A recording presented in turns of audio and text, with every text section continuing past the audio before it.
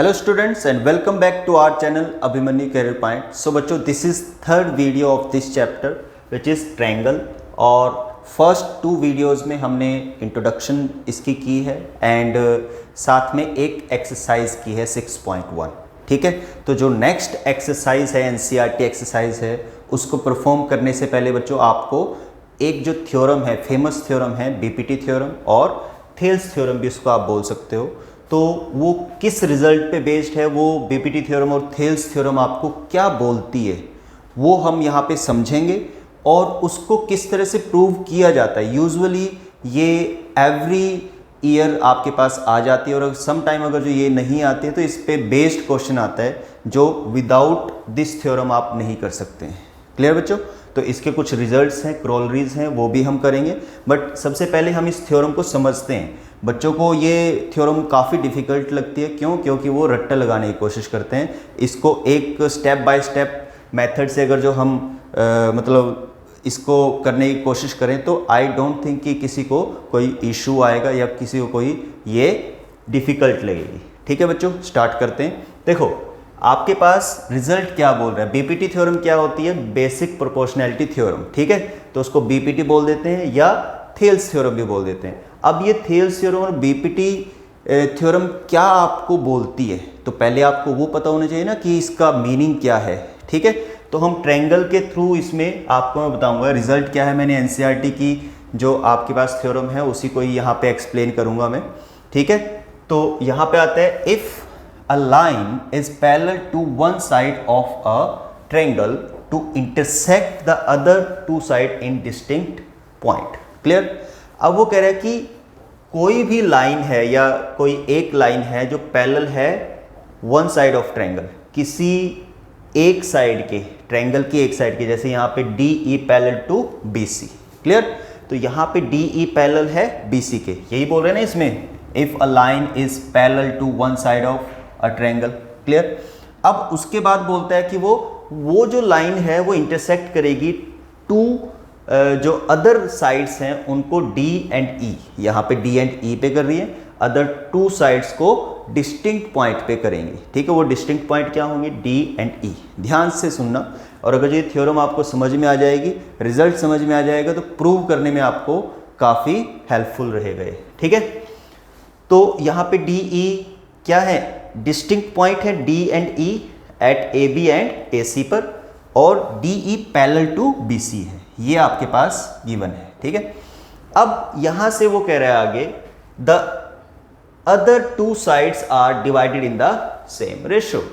ठीक है, मतलब ये इसका रिजल्ट है कि अगर जो DE पैरेलल है BC के और इंटरसेक्ट कर रही है रेस्ट टू साइड्स कौन सी होंगी? AB and AC। क्लियर? अब AB और AC पे, D और E पे ये इंटरसेक्ट कर रही है, तो जो D और E है वो AB और AC को सेम रेशियो में डिवाइड कराएंगे। Means AD by DB is equals to AE by EC। मतलब अगर जो हम ये लेंथ लेते हैं उसके बाय में DB ये लेंथ रखते हैं, तो जो रिजल्ट आता है तो वो एक रेशियो ही होती है ना बच्चे।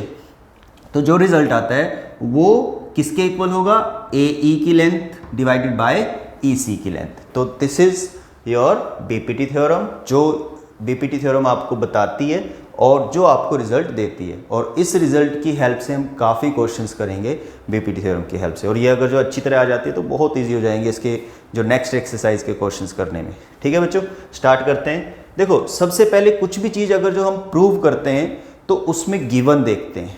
ठीक है, फिर हमारे पास अगर जो हमें कंस्ट्रक्शन करनी है तो कंस्ट्रक्शन करते हैं। ठीक है, उसको प्रूव करने के लिए, और टू प्रूव क्या करना है ये भी आपको पता होना चाहिए, और फिर उसके बाद हम इसका प्रूफ स्टार्ट करते हैं किस तरह से करेंगे। तो सबसे पहले गिवन क्या है? अब जो हमने ये समझाया उससे आप बता सकते हो कि DE parallel to BC, DE parallel to BC बच्चों, intersect AB and AC at D and E।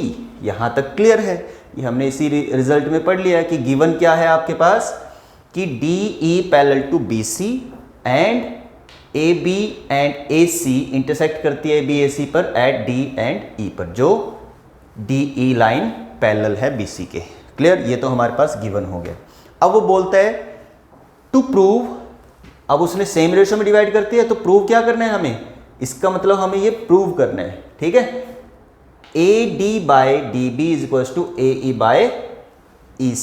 उसने ये बोला ना कि other two sides are divided in the same ratio, ठीक है। तो इसका मतलब यही होता है कि अगर जो हम AD/DB रखें और AE/EC रखें तो इनका जो रिजल्ट है वो सेम आएगा। तो यहाँ तक क्लियर है। तो टू प्रूव भी हमारा क्लियर हो गया। अब इस रिजल्ट को प्रूव करने के लिए हमें कंस्ट्रक्शन करनी पड़ेगी बच्चों, ठीक है। कंस्ट्रक्शन क्या करेंगे हम, जॉइन DC एंड EB या BE, ठीक है। हमने BE और ज्वाइन करा दिया DC को। ड्रा एक क्या कराएंगे, परपेंडिकुलर ड्रा कराएंगे AB पर, EN perpendicular to AB and DM perpendicular to AC। Clear. तो ये आपके पास क्या है, रिजल्ट है। ये हमने मतलब कंस्ट्रक्शन की है और इतना कुछ आपके पास गिवन था और उसके बाद जो कंस्ट्रक्शन की है वो हमारे पास ये पूरा फिगर आपके पास सामने नज़र आ रहा है। इस फिगर की हेल्प से अब हम ये रिजल्ट प्रूव कराएंगे, टू प्रूव वाला। स्टार्ट करते हैं प्रूफ, ठीक है। आपको पता है कि we know that area of triangle, कोई भी एरिया होता है, किसी भी ट्रायंगल का एरिया होता है वो क्या होता है बच्चों, 1/2 बेस इंटू हाइट। तो एरिया ऑफ ट्रायंगल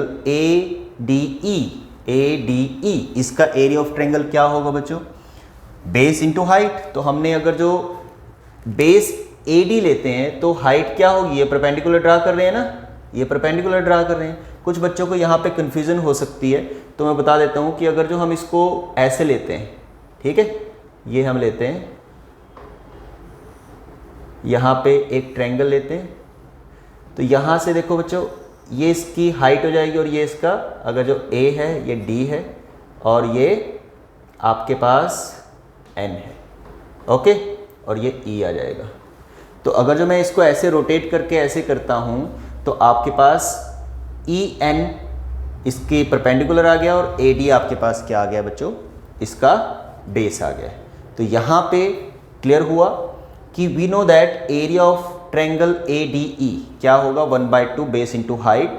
यहाँ पे AD इसका बेस आ गया और हाइट क्या आ गया, जो परपेंडिकुलर हमने ड्रा किया था वो आपके पास क्या आ गया, हाइट आ गई है। क्लियर। EN इसकी हाइट हो जाएगी, तो ये आ गया। सिमिलरली अब यहाँ पे हमने ये इसको लिखा है, similarly BDE BD and E means ये वाला ट्रायंगल। अभी हम एक साइड को लेकर चल रहे हैं। पहले हमने क्या किया, ADE एंड अब BDE। इस ट्रायंगल का एरिया लेंगे तो आपके पास क्या आएगा, 1/2 बेस इंटू हाइट ही होता है। बेस इसमें क्या लेंगे हम, BD लेंगे, ठीक है, और हाइट क्या लेंगे, EN लेंगे।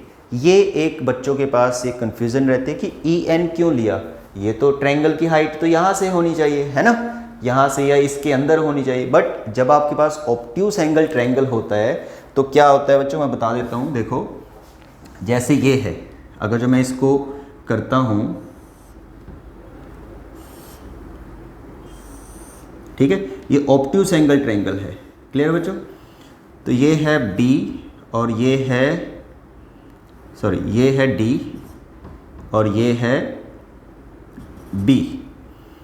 और अगर जो हमें इसका परपेंडिकुलर, इसकी हाइट पता करनी है तो वो क्या होगी, यही होगी ना, यानी कि ये एक ऑब्ट्यूस एंगल है। जब हम यहाँ से इस वर्टेक्स से, E वर्टेक्स से परपेंडिकुलर ड्रा करेंगे तो वो AB पर यहाँ पे N पे इंटरसेक्ट करता है। दैट मीन्स EN क्या हो जाएगी, इस परपेंडिकुलर की, इस ट्रायंगल की, ये आपके पास E है, इस ट्रायंगल की क्या हो जाएगी बच्चे, ये N है ना, हाइट हो जाएगी।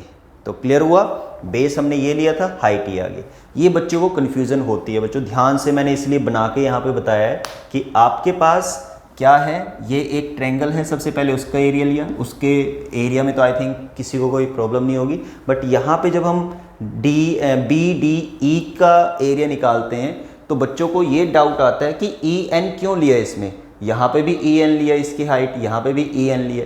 तो EN तब लेते हैं जब आपके पास ऑब्ट्यूस एंगल ट्रायंगल होता है और अगर जो इस पॉइंट से परपेंडिकुलर ड्रा करोगे तो आपके पास अगर जो बेस ये लिया है BD, तो इस पॉइंट से परपेंडिकुलर ड्रा करेंगे तो वो इस तरह की शेप का होगा, और यहाँ पे भी वही सिचुएशन बन रही है।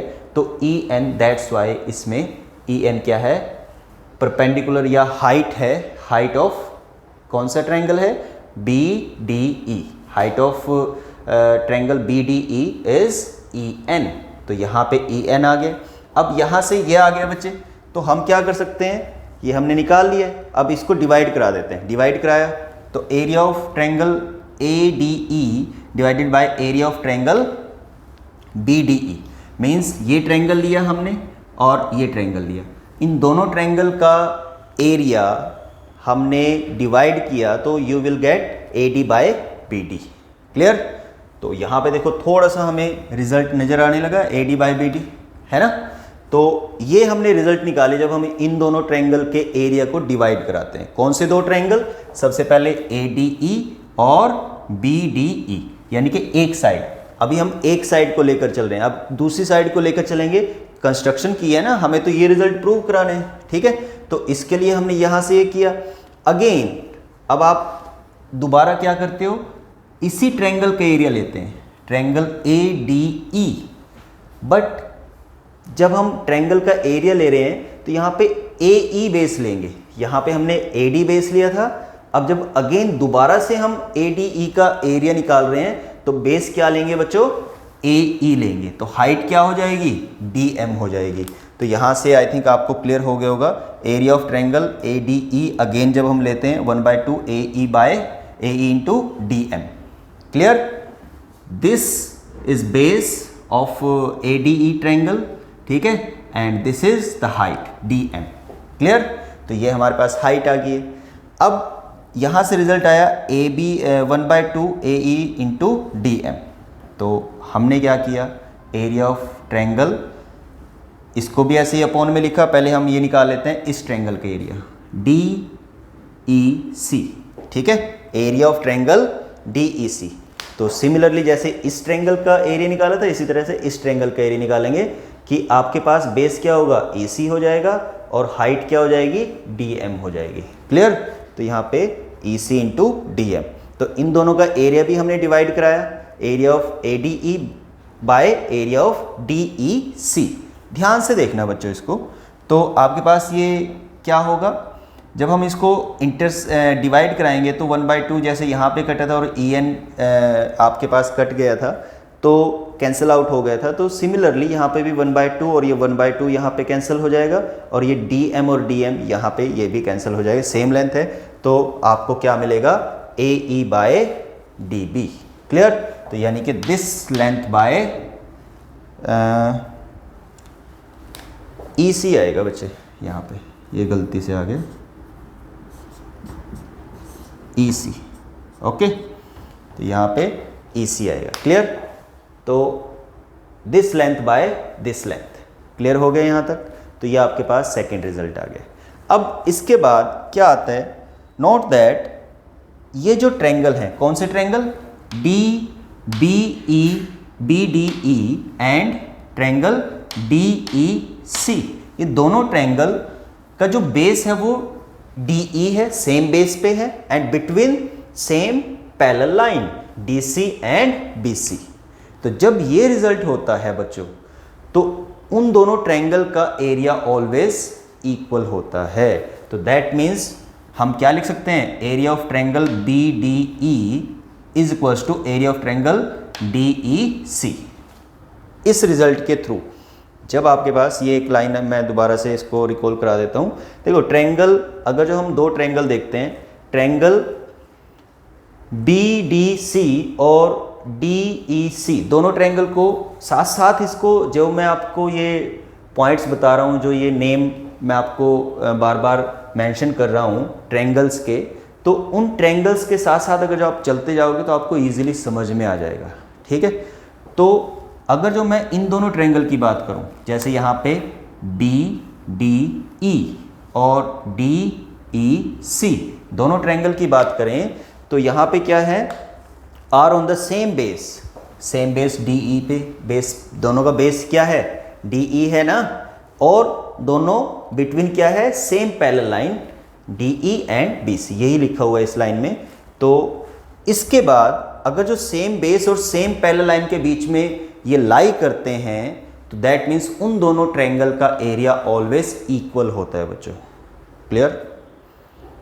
ये ध्यान से, ये स्टेप में भी बच्चे कंफ्यूज होते हैं कि ये डायरेक्ट कैसे लिख दिया है। ठीक है, तो ये रिजल्ट है, इस रिजल्ट के थ्रू हमने एरिया को इक्वल रखा है। अब एरिया को इक्वल रखा है, इसको फर्स्ट नेम दिया हुआ है, इसको सेकंड और इसको थर्ड नेम हमने दिया हुआ है।